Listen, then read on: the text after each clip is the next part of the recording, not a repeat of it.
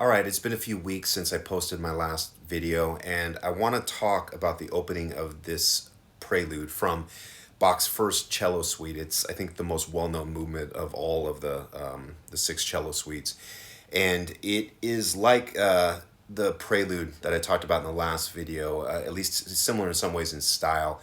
You have these arpeggiated chord figures happening. And so I'm going to play just the opening and then talk a little bit about the music. And I'll discuss the chords, but I want to point out what I think is significant about this piece and one of the elements that makes it really so beautiful. So here's the opening.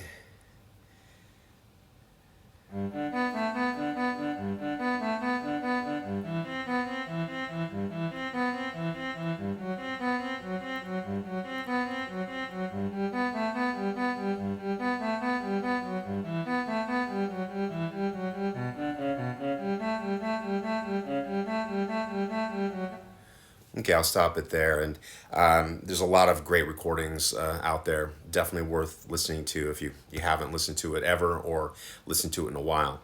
Now, the music itself, very obviously, right? We've got a bunch of arpeggiated chordal figures, right? The first measure, we're in G major, looks like a big old one chord.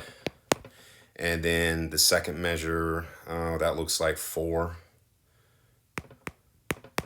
The third measure, to me, it looks like a five chord. It's implied.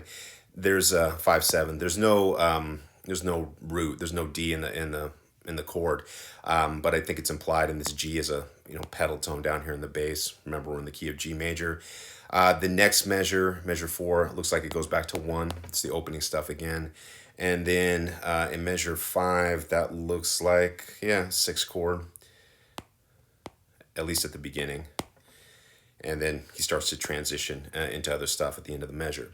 Okay, that's all fine and good. And what do you have here? Well, 1, 4, 5, 1. Okay, it's in a lot of ways it's really unremarkable, right? This is not especially interesting, and it doesn't really tell you a lot about the music.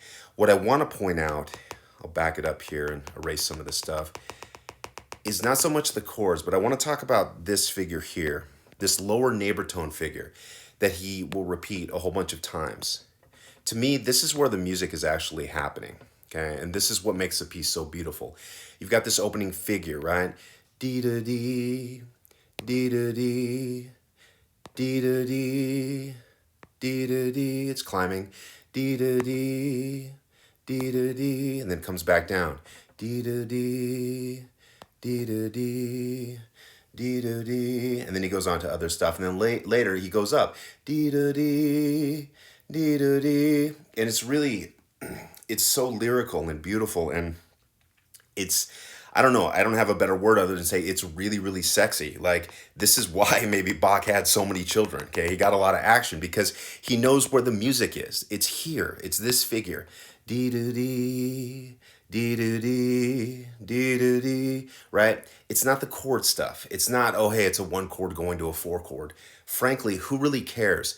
It's not that important, at least in terms of what's happening musically, okay? I think in this piece, what you want to look for is this figure, this little, just this lower neighbor tone that he uses over and over again as the piece develops. So I want to point that out. Please leave me a comment, tell me what you think. I might be crazy, but I think it's worth considering. Take care. I'll see you next time.